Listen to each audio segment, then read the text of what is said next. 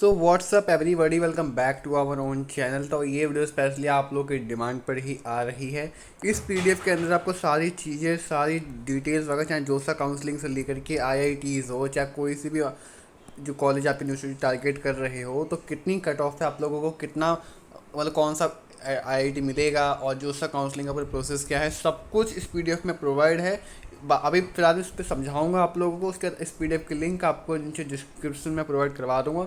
अगर आप लोगों ने पीडीएफ देख ली, आपको फिर कहीं और ज़्यादा कहीं मतलब घूमने की ज़रूरत नहीं पड़ने वाली है, तो सारी चीज़ें इसके अंदर ऑलरेडी मेंशन कर दी गई हैं। तो फर्स्ट ऑफ ऑल जल्दी स्टार्ट करते हैं बिना कोई टाइम पास के। बच्चे आप लोग चैनल को सब्सक्राइब कर लीजिएगा। ऐसी लेटेस्ट इन्फॉर्मेटिव अपडेट्स आपको इस चैनल पर प्रोवाइड की जाती है। आप में से काफ़ी स्टूडेंट्स ऐसे कहते थे, देखो अब आंसर की जो है वो आ चुकी है। अब आप लोगों ने जो है अपने मार्क्स को कैलकुलेट कर लिया होगा। अब आपको पता है कि आपके कितने मार्क्स बन रहे होंगे। बेसिकली आप बस अभी रिजल्ट्स का वेट कर रहे हो। बट एक्चुअली में मैं बात करूँ कितने मार्क्स पर, मिनिमम मार्क्स, क्वालिफाइंग मार्क्स कितने हैं, ये आप लोग कितनी रैंक पे हम लोगों को कौन सा मतलब कितने मार्क्स पे हम लोगों को क्या रैंक बनेगी, सब कुछ मैं इस वीडियो में बात करने वाला हूँ, इसलिए वीडियो में अंत तक बने रहेगा। आप लोगों को फर्स्ट ऑफ ऑल मैं आईआईटी से डायरेक्टली आपको आईआईटीज़ लेके जाता हूँ, बट उससे पहले मैं बात कर लूँ कि जनरल कैटेगरी वालों को और ईडब्ल्यूएस, एसटी, पीडब्ल्यूडी कैटेगरी वालों को मिनिमम कितना लेके आना पड़ेगा। अब देखो 9% इसमें लिखा हुआ है। अब 31% का मतलब सिंपल सा बेसिकली यही है। अगर 360 नंबर का पेपर है, तो अगर आप उसमें से 105 भी लेकर के आ रहे हो, तो आप क्वालिफाई कर जाओगे आराम से।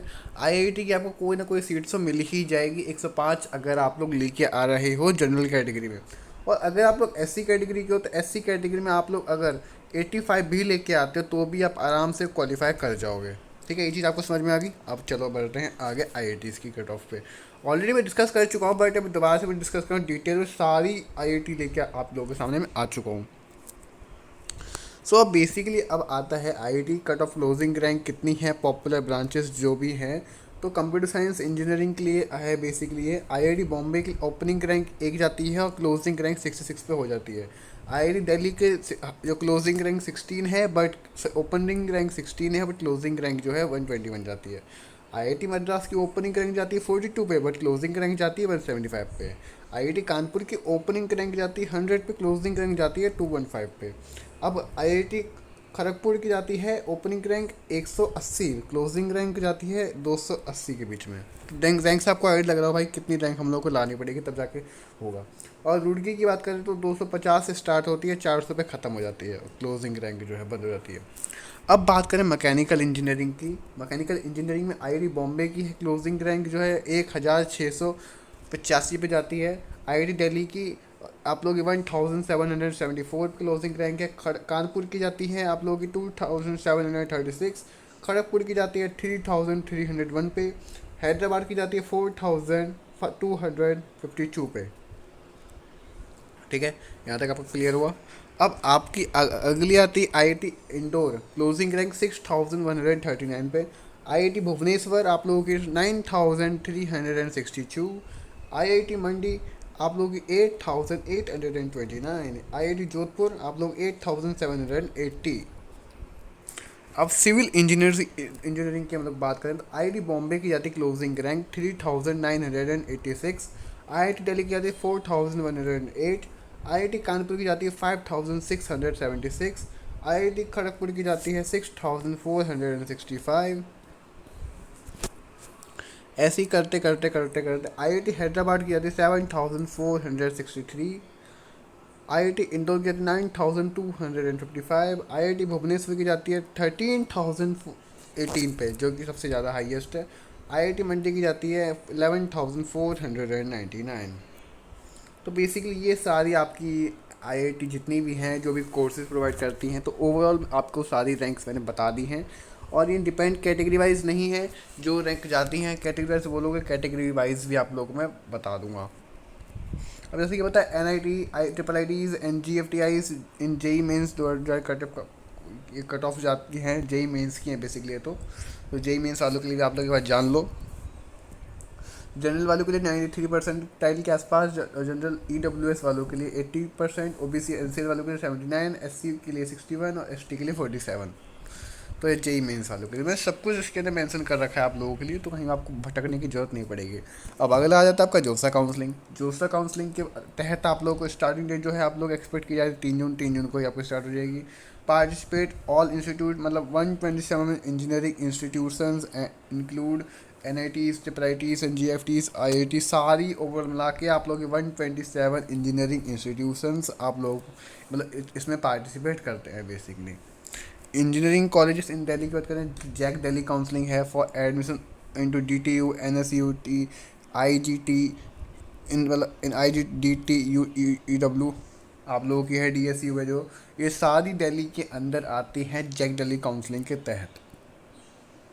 और इसमें बेसिकली आप लोगों की एक और आती है जो कि है आप लोगों की IP यूनिवर्सिटी काउंसलिंग, जो है आप लोग separate counselling process at the colleges affiliated IP universities including the Dwarka and the आप लोग का सुजमल कैंपसेस ऑफरिंग अराउंड 9,000 से लेकर 10,000 मतलब 9,000 से 10,000 इंजीनियरिंग सीट्स आप लोगों के लिए अवेलेबल हैं।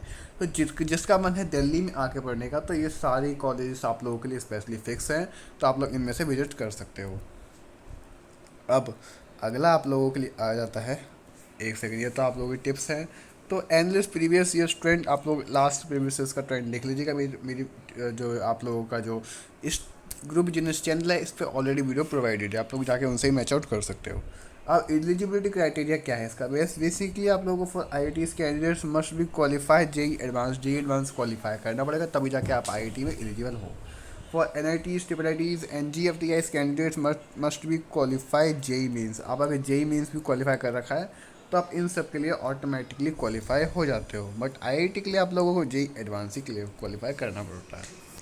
अब जोसा काउंसलिंग का प्रोसेस जो है आपको मैं दोबारा से बता दूँ, 3 जून को रजिस्ट्रेशन चालू होगा। मिड जून मॉक सीट एलोकेशन जो होगा आप लोगों का कैंडिडेट, इसमें आप लोगों को चॉइस फिलिंग करनी पड़ेगी, मतलब चॉइस फिलिंग होगा आप लोगों का। Final dates of choice looking registration जो आप लोग जहाँ का अप्लाई करना चाहते हो, एंड देन इसके अंदर आप लोग late July to June to July seat allotment rounds amount, मतलब आप लोगों को मैं सिंपल सा बता दूं, ये सब कुछ मिला करके आप लोगों का पूरा लास्ट वीक ऑफ जून जाने वाला है। पूरा मिला करके आपका लास्ट वीक ऑफ जून के आसपास ही ये पूरा प्रोसीजर जो है ख़त्म हो जाएगा।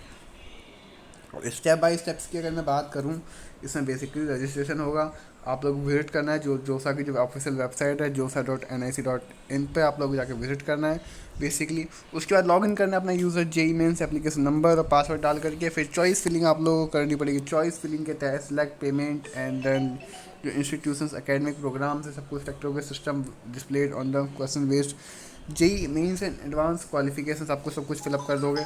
उसके बाद जाके आप लोगों की जो चॉइस फिलिंग होगी, चॉइस फिलिंग करोगे। चॉइस फिलिंग में आप लोगों को finalising choice looks before deadlines download and save copy for, सारी चीज़ें जो है आप लोग कॉपी करनी है रेफरेंस के अकॉर्डिंग। उसके बाद आपका जो है मॉक अलॉटमेंट होगा। मॉक अलॉटमेंट में आप लोगों का सीट जो आप लोग एलोकेशन कहते हैं उसको वही होने वाला है। अब उस मतलब मॉक जो होता है एक तरीके से प्रैक्टिस राउंड होता है। अब सीट अलॉटमेंट का मतलब हो गया आप लोगों को सीट्स एलोकेट की जाएंगी। जी हाँ, आप लोगों को सीट्स एलोकेट की जाएंगी। Candidates can choose for the following option, आपने जो चूज़ किया होगा, जो चॉइस फिलिंग करी होगी उसके बेसिस पे आप लोगों को करा जाएगा। अब इसमें आपका आता है, अगर जैसे कि आपने option A B C D आपने चॉइस डाली है, अगर आपको ए मिल जाता है, आपको ए ही चाहिए और ए ही मिल जाता है तो बेस्ट है। बट अगर आपको चाहिए था ए, आपको मिल गया डी, तो आप लोगों को क्या करना है, फ्लॉट करना है। अदरवाइज आप लोगों को आपकी मन पसंदीदा प्रेफरेंस मिल गई तो आपको फ्रीज़ का बटन दबा देना होता है। मतलब आपको सिंपल सा बोल, आपको मन पसंदीदा IIT मिल चुकी है तो आपको फ्रीज़ करना है, अदरवाइज फ्लॉट कर देना है इसमें बेसिकली। और देन उसके बाद आपका slide accepted and then online reporting आप लोगों को करनी पड़ेगी। ऑनलाइन रिपोर्टिंग में आप लोग पूछोगे क्या करना है, तो आप लोग इसके अंदर करना कुछ नहीं है, पे द सीट एक्सेप्टेशन फ़ी होगी, आपको एक्सेप्ट करनी है। अपलोड रिक्वायर्ड डॉक्यूमेंट्स वेरिफिकेशन, फिर respond any queries raised during the verification process. अगर पहले आपको डॉक्यूमेंट अपलोड करना है, फिर पेमेंट करनी है। उसके बाद अगर सामने की तरफ से कोई दिक्कत, कोई क्वायरी होगी तो आप लोगों से वो क्वायरी डाल देंगे वहीं पर ही, आप लोगों को उसके आंसर्स देने पड़ेंगे। एंड देन उसके बाद आप लोगों को फाइनल रिपोर्टिंग की जाएगी। फाइनल रिपोर्टिंग के बाद आप लोगों को final round report to be allotted institute and admission. उसके बाद जाकर के आपको डॉक्यूमेंट रिक्वायर्ड पड़ेंगे। डॉक्यूमेंट्स रिक्वायर्ड में आप लोगों को डॉक्यूमेंट क्या क्या चाहिए मैं बता दे रहा हूँ, एक सेकंड डॉक्यूमेंट आप लोग नोट कर लीजिएगा। JEE Mains advance admit card, rank card जो होता है, स्कोर ID कार्ड्स वगैरह, वो क्लास 10 12 की मार्कशीट्स, कैटेगरी का सर्टिफिकेट आप लोगों को चाहिए, पासपोर्ट साइज फ़ोटो चाहिए, vote valid photo ID proof, like इसमें आप लोग अपना जो वोटर आईडी कार्ड होता है या फिर आपका आधार कार्ड जो भी है वो आप लोग इसके अंदर बेसिकली डाल सकते हो। तो ये आप लोग डॉक्यूमेंट लगा सकते हो। आपको सीट एक्सेप्टेंस फ़ी पेमेंट रिसिप्ट, आप लोग जो फ़ी पेमेंट करोगे वहाँ पर जो आपको स्लिप मिलेगी वो आपको सब कुछ करना है।